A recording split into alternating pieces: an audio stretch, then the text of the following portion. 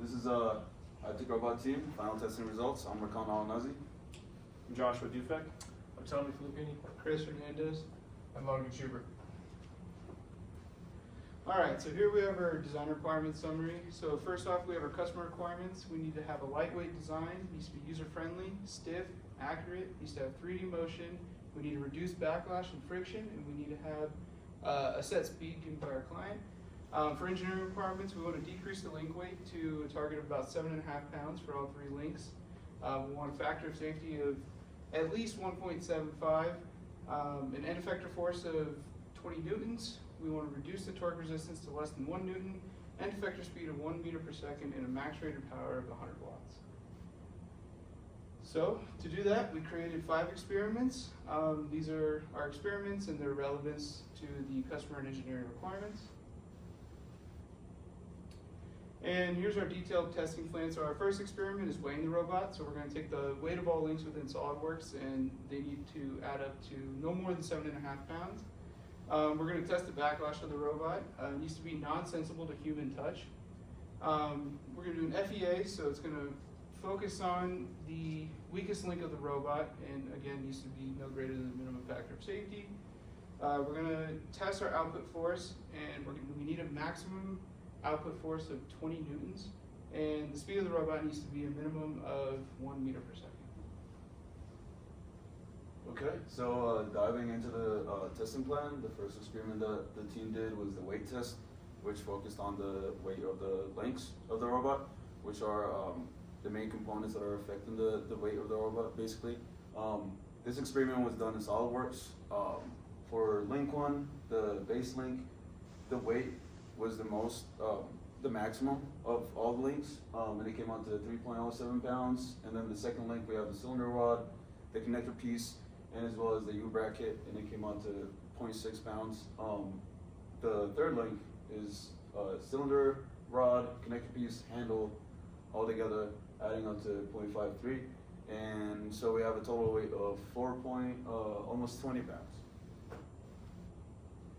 Okay, so for the robot's backlash, we're trying to have the motion of the robot be smooth and not be wobbling at all. So there's a couple videos here we have. So the first, that end effector link is moving very fast. Now obviously it's not wobbling. And then we also have the second link, which is the heaviest of all of them, and that one moves. And the only reason why it stops there is because they're slipping within that pulley reduction system, so we can friction it later, make it better. This last one is going to be the rotation of the robot, and this one is in a position change mode. So we're trying to see, as it changes position, does it wobble at all? And to us, we didn't see any. All right, so the third experiment that the team did was the finite element analysis experiment, and it was done on all the links that are making up the robot's arms. So the base link we have right here, we have a factor of safety resultant of 46.5. The weakest component in all these links is the second link joint, which is expected because the second joint, or the second link in general, is carrying the most weight, the most stress of all the links in the robot. It did come out to 6.8, which is considered to be well safe for a design. And our maximum factor of safety is 65.7, which is the third link on the robot, which is expected as well.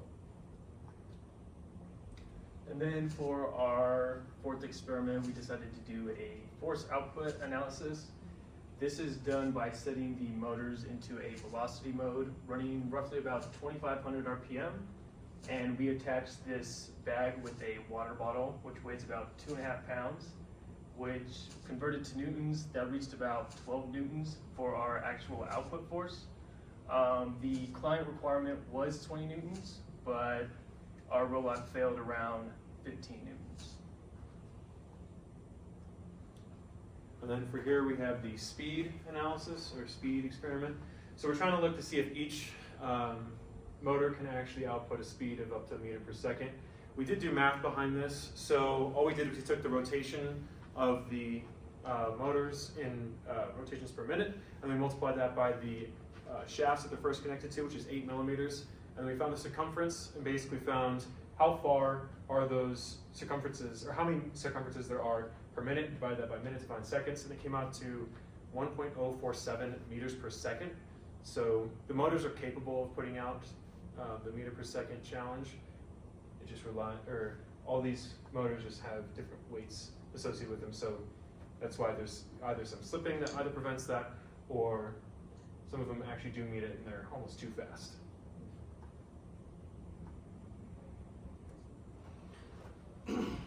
All right, now going into the range of motion, as we talked about in our initial testing plan, this is our first link, which is spinning in the Y direction, as you can see, based off of this motor right here, and this gear reduction going into the main base pulley spins it in a 360.